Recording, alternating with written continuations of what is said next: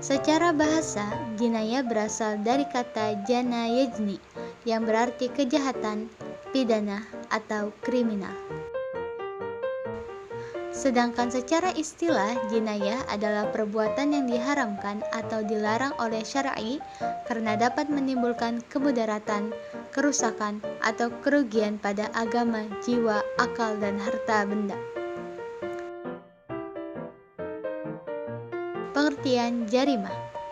Jarimah berasal dari akar kata jarama yajrimu yang berarti berbuat atau memotong, yang secara khusus dipergunakan terbatas pada perbuatan dosa atau perbuatan yang dibenci. Sedangkan secara istilah, jarimah adalah segala larangan yang diancam Allah Subhanahu wa Ta'ala dengan sanksi hukum yang telah ditentukan dan yang belum ditentukan. Hubungan jarimah dengan larangan syara.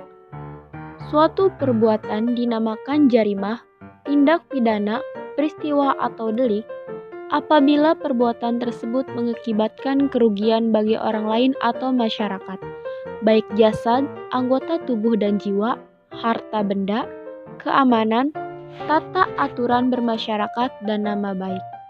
Jadi, yang menyebabkan suatu perbuatan tersebut dianggap sebagai jarimah adalah dampak dari perilaku tersebut yang menyebabkan kerugian pada pihak lain, baik dalam bentuk materi maupun non-materi, seperti ketenangan, ketentraman, harga diri, adat istiadat, dan lain sebagainya. Macam-macam jarimah dan hikmahnya. Para ulama mengelompokkan jinayah itu dengan melihat kepada sanksi hukuman apa yang ditetapkan kepada 3 kelompok. A. Kisos diyat, yaitu tindakan kejahatan yang sanksi hukumannya adalah balasan. Yang termasuk dalam kelompok ini adalah pembunuhan, pelukaan dan penghilangan bagian atau anggota tubuh. B. Hudud, yaitu kejahatan atau jinayah yang sanksi hukumannya ditetapkan sendiri secara pasti oleh Allah.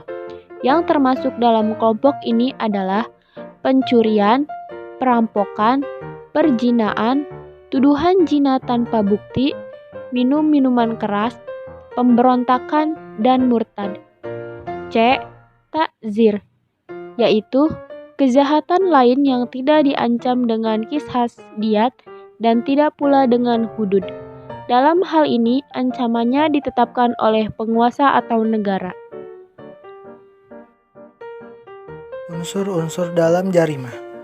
1. Unsur formal, yaitu adanya nas atau ketentuan, seperti undang-undang yang melarang perbuatan dan mengancamnya dengan hukuman. 2. Unsur material, yaitu adanya sifat melawan hukum. Artinya sebuah perbuatan dikatakan jarimah bila perbuatan tersebut melanggar aturan-aturan yang telah ditetapkan dan bisa dikategorikan jarimah. Unsur moral, yaitu bahwa pelaku adalah orang mukhalaf, yakni orang yang dapat dimintai pertanggungjawaban atas perbuatannya.